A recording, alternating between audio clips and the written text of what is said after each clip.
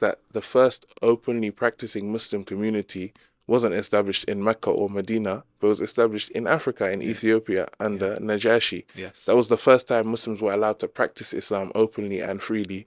And at that time, Mecca didn't accept Islam, and Medina didn't even exist. But on the shores of Africa, we had a Muslim community. So the story of Islam as we know it today starts in Africa even. So all of that, I kind of wrap it in the first half of the presentation. Wow. And then the rest of it goes into the history of Islam in West Africa, because most black Muslims are West African descent.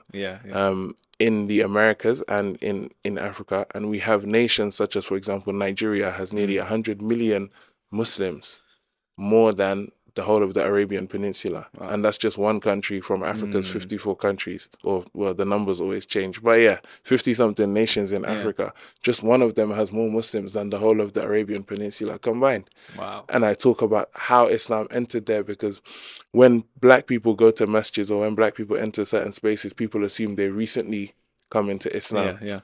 When we have reports from northeast Nigeria that they accepted Islam from emissaries sent by Omar bin Abdul Aziz. That's in the 8th century.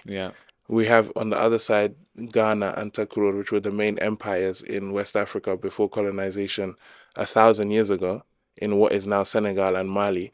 They were the first Muslim nations in West Africa. They officially accepted Islam, the kings of those nations, 1,000 years ago.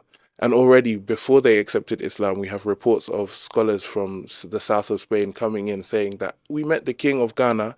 He wasn't Muslim, but the minister of the economy was.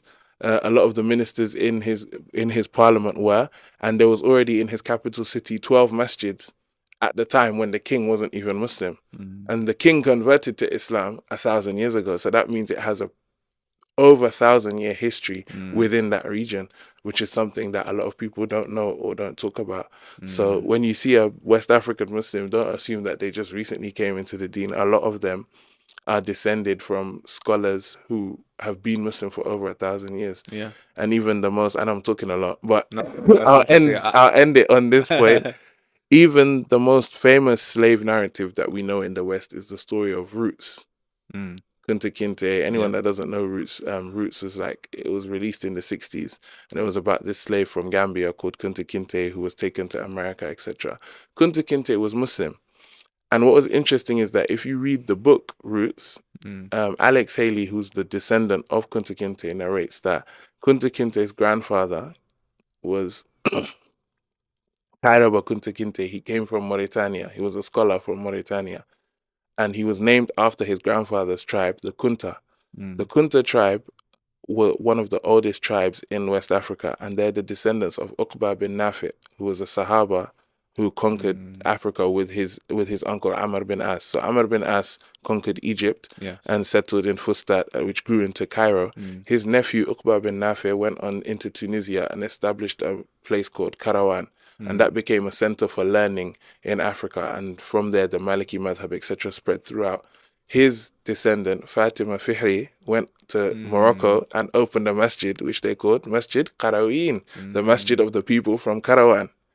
Interesting. And that became, as we know, Qarawiyyin University, the oldest university in the world.